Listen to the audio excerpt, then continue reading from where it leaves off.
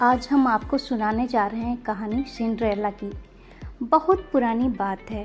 कहीं दूर देश में सिंड्रेला नाम की सुंदर लड़की रहती थी। सुंदर होने के साथ साथ सिंड्रेला बहुत समझदार और दयालु भी थी। सिंड्रेला की माँ बचपन में ही गुजर गई थी। माँ के गुजर जाने के बाद सिंड्रेला के पिता ने दूसरी शादी कर ली।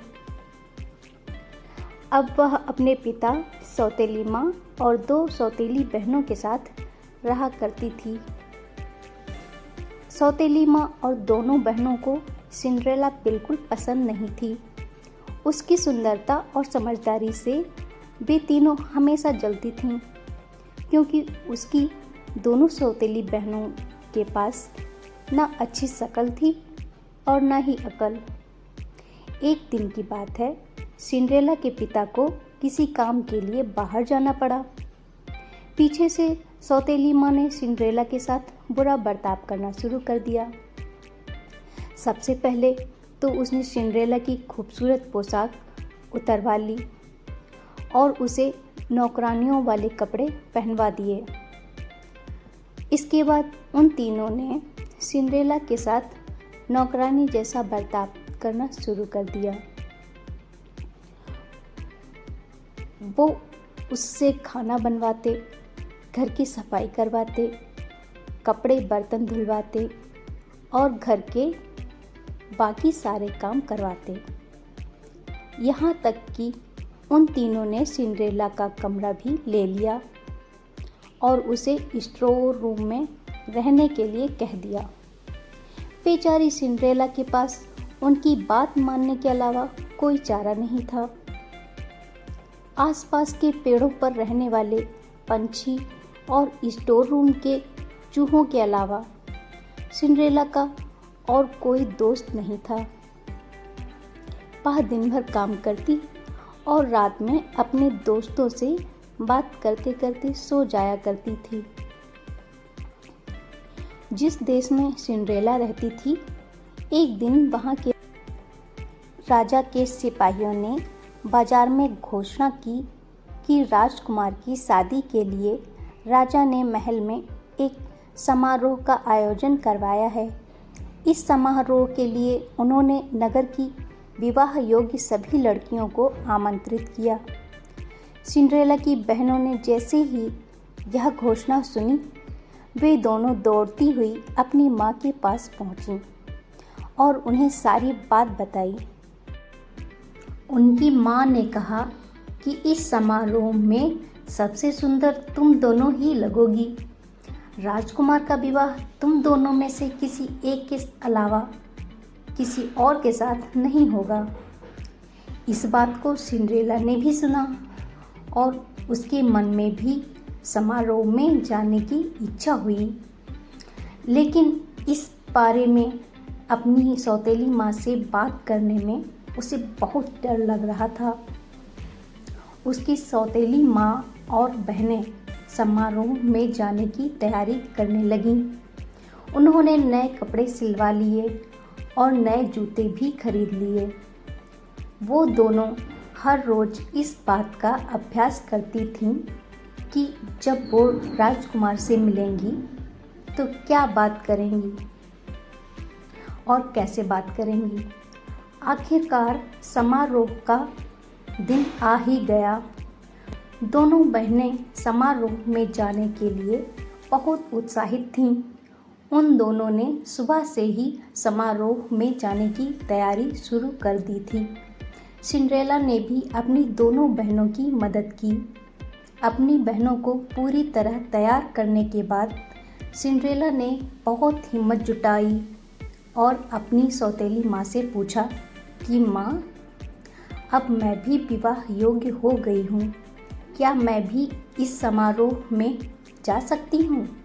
यह सुनकर वे तीनों जोर जोर से हंसने लगीं और कहा, राजकुमार को अपने लिए पत्नी चाहिए, नौकरानी नहीं। यह कहकर वो तीनों वहाँ से चली गईं। उसके जाने के बाद सिंड्रेला बहुत उदास हो गई और रोने लगी। तभी उसके सामने एक तेज रोशनी आई, जिसमें से एक परी निकली। परी ने सिंड्रेला को अपने पास बुलाया और कहा, मेरी प्यारी सिंड्रेला, मैं जानती हूँ कि तुम क्यों दुखी हो, लेकिन अब तुम्हारे मुस्कुराने का समय आ गया है। तुम भी उस समारोह का हिस्सा बन पाओगी। इसके लिए मुझे सिर्फ एक कद्दू और 5 चूहों की ज़रूरत है। सिंड्रेला कुछ समझ नहीं पाई, लेकिन फिर भी उसने बिल्कुल वैसा ही किया जैसा परी ने कहा। वह दौड़ती हुई किचन में गई और एक बड़ा सा कद्दू उठा लाई। उसके बाद वह स्टोर रूम में गई और अपने मित्र चूहों को लेकर आई। सब कुछ मिल जाने के बाद परी ने अपनी जादुई छड़ी को घुमाया और कद्दू को एक बग्घी में बदल दिया। फिर वह चूहों की तरफ मुड़ी। उसने 4 चूहों को खूबसूरत सफ़ेद घोड़ों और एक चूहे को बग्घी चलाने वाला बना दिया। यह सब देखकर सिंड्रेला को अपनी आंखों पर विश्वास नहीं हुआ। इससे पहले कि वह कुछ पूछ पाती, परी ने अपनी छड़ी घुमाई और सिंड्रेला को एक खूबसूरत राजकुमारी की तरह सजा दिया। उसके शरीर पर एक बहुत सुंदर गाउन था और पैरों में चमचमाते जूते। वह समारोह में जाने के लिए पूरी तरह तैयार थी और इस खुशी से वह फूली नहीं समा रही थी। परी ने सिंड्रेला से कहा, अब तुम समारोह में जाने के लिए पूरी तरह तैयार हो, लेकिन ध्यान रखना, रात को 12 बजे से पहले तुम्हें घर पहुंचना होगा, क्योंकि 12 बजे के बाद जादू का असर खत्म हो जाएगा और तुम अपने असली रूप में आ जाओगी। सिंड्रेला ने परी को धन्यवाद कहा और बग्घी में बैठकर महल की ओर निकल पड़ी। जैसे ही सिंड्रेला महल पहुंची, सबकी नज़र उस पर आ टिकी। उसकी सौतेली माँ और बहनें भी वहीं थीं, लेकिन वह इतनी खूबसूरत लग रही थी कि वे तीनों भी उसे पहचान नहीं पाए। तभी सिंड्रेला ने देखा कि राजकुमार सीढ़ियों से उतरते हुए नीचे आ रहे हैं। सब लोग उनकी तरफ देखने लगे। जैसे ही राजकुमार की नज़र सिंड्रेला पर पड़ी, वे उसे देखते ही रह गए।